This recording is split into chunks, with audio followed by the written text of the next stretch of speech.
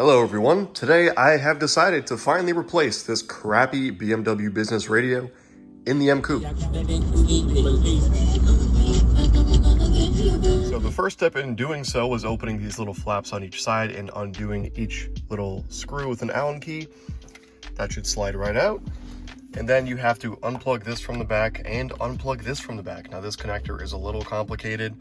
It has this locking mechanism and you have to pop it up all the way up, and then it should unplug from the back of the radio. Now, to know if it's all the way up or not, the connector on the back of that radio has little tabs that go in these two slots here on either side, and the tab should be all the way at the bottom, and then you know it's all the way up, and it should be able to unplug from there. You can see there is a little diagram to lift up with a flathead screwdriver on that connector to get it off. Now, I used this little plastic trim tool, got it all the way in there, and just kind of lifted it up all the way.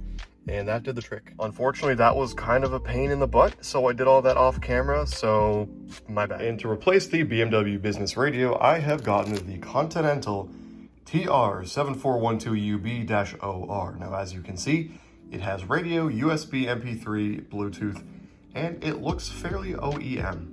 And in addition to that, I got the Red Wolf wiring harness adapter. Now, this goes into the harness I showed you in the car.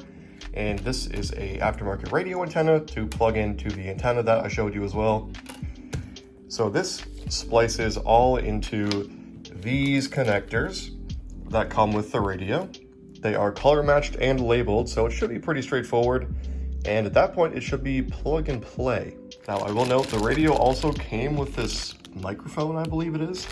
Now, I don't really know what I'm gonna do with that or how to use it, so I guess I'll figure that out eventually. So as I said, these are actually color and label matched. As you can see, that is a white wire that says left front, and on the adapter, it is a white wire that says left front. Now, positive has no line, and as you can see, the negative has the same color with the black stripe. So that is how we'll go about it. I'm gonna match up all these wires, electrical tape them together, just because that's all I have, and I will see you when I'm done. All right, so checking in halfway, I have everything wired up to this plug, and now everything from this plug. And this is my first time doing something like this, so I'm not 100% confident in these connections, but it'll have to do, and I guess we'll see if it works. All right, so I have each wire connected up, and I'm left with these two green positive and negative cables, and I was a little confused, but if you look on here, those correspond to A1 and A2. And if you look there, A1 and A2 have no function. So I don't know why those exist, but they do. So I'm just gonna tie those off with some electrical tape and call it a day. All right, so those go in the back of the radio as such, and this goes into the car. So I'm gonna go see if it works. All right, so I've plugged that in and I'm gonna put it on accessory power and see if it works.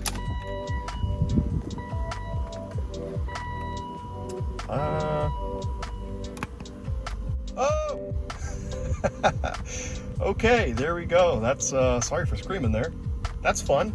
I did it. So remember this antenna? That gets plugged in on the other end to here, I believe. So just kidding, this actually plugs right into the back of this new radio, so you don't really need that antenna adapter. But that's fine, because it came with my stuff anyways. So as you can hear, I have, radio audio, and it sounds infinitely better than the actual radio did. But I don't know how to do Bluetooth yet. Still working on it.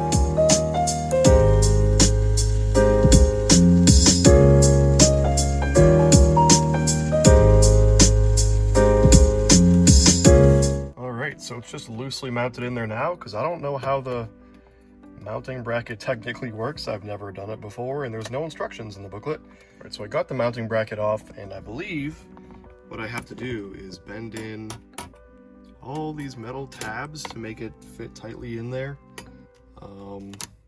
I think, don't quote me on that. So I'm gonna try that and I guess see if that's the way to do it. So you can see with the bracket, I pushed it up flush with the bezel and then bent those tabs in here and here, and on the other side as well. You can see I did those too. I'm not sure what other ones need doing because it is in there pretty tight now. So I think that might be it. So I'm gonna reconnect the radio and put it back in. So before I actually snap it into the bracket, I'm gonna just start it up again. So the radio actually defaults to off. All right. Let's get the radio going, I guess. Let's see. So we went with a green style cookie dough. Green style cookie dough, okay, so that works. So I guess I'm gonna snap it into place. All right, so that is perfect, and that is now solid in there. No movement whatsoever, so I guess those 4 tabs were about it. So at night, you can see the radio is a different shade of orange, but you know what? It's kind of a small gripe, not a huge deal. But otherwise, it's pretty good. My only complaint really is when you have Bluetooth audio going, it's always displaying A2DP instead of something more convenient like the time. You hit display, it'll give you the time, but it'll just go right back to that. So that's honestly been my only complaint, but other than that, it's pretty good. Another thing, the volume knob, there's kind of a certain spot where it gets hung up and kind of feels like it's getting stuck somewhere, but it'll go right through, and it's in the same spot every few rotations, and it's whatever. Just little gripes like that. But anyways, overall, I would definitely recommend this head unit for the price. And if anything changes and this craps the bed on me and I have to replace it, then I will let you know. But anyways, definitely recommend this head unit, so I will see you in the next one.